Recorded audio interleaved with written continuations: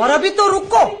कर्नाटक में एक सब्जी बेचने वाले को करीब 29 लाख रुपए का जीएसटी नोटिस मिला और कांग्रेस इकोसिस्टम खुशी के मारे ऐसे उछली मानो उसका कोई सपना पूरा हो गया हो।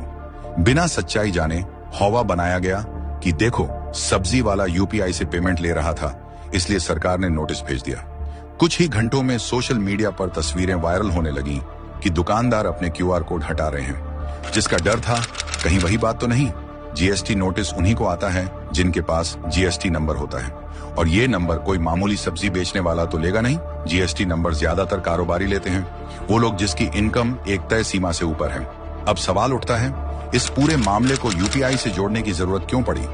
पूरा इकोसिस्टम यूपीआई को ही विलन बनाने में क्यों लग गया? जब सरकार कांग्रेस की हो तो सवाल पूछना जरूरी है। पहले ये देखिए, नोटिस किसने भेजा? कर्नाटक की जीएसटी डिपार्टमेंट ने। और कर्नाटक में सरकार किसकी है? कांग्रेस की। यूपीआई का विरोध कौन कर रहा है? कांग्रेसी इकोसिस्टम। कांग्रेस वही पार्टी है जो ऑपरेशन सिंदूर के समय चीन को फायदा पहुंचाने के लिए भारत की मेड इन इंडिया हथियारों का नुकसान पूछती है।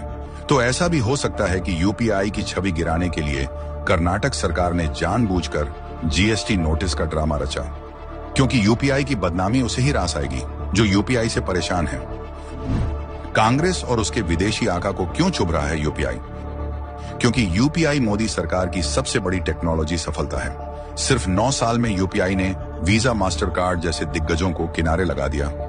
यूपीआई अकेले दुनिया की 49% रियल टाइम पेमेंट्स को संभाल रहा है। France, UAE, Singapore, Qatar, UK, Oman जैसे देशों में यूपीआई एंट्री ले चुका है। ब्राजील, नाइजीरिया, फिलीपींस जैसे देश इसे अपनाने के लिए लाइन में हैं। दुनिया के बड़े बड़े देशों के एम्बेसडर यूपीआई का जादू देखकर दंग हैं, और यही कांग्रेस और उसके विदेशी आकाओं को हजम नहीं हो रहा है। कांग्रेस के विदेशी आका ये हरगिज नहीं चाहते कि यूपीआई का मॉडल ग्लोबल हो जाए, और कांग्रेस कभी नहीं चाहेगी लोग बैंक के चक्कर काटने के बजाय आराम से सीमलेस पेमेंट कर पाए। वो तो चाहेंगे कि लोग लाइन में फंसे रहे, जैसे 2014 से पहले सिलेंडर की लाइनों में लोग फंसे रहते थे।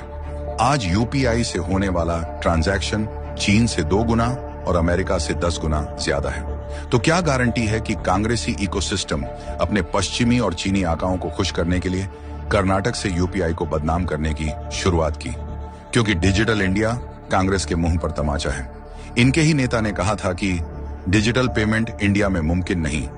आज जब यूपीआई का डंका पूरी दुनिया में बज रहा है, तो पूरा इकोसिस्टम यूपीआई को टारगेट कर रहा है। कांग्रेस को दिक्कत यूपीआई से नहीं, उस भारत से है जो अब खुद पर भरोसा करना सीख गया है। उन्हें तकलीफ है कि अब कांग्रेस के विदेशी आकाओं की बिना ही सीधा आगे बढ़ रहा है।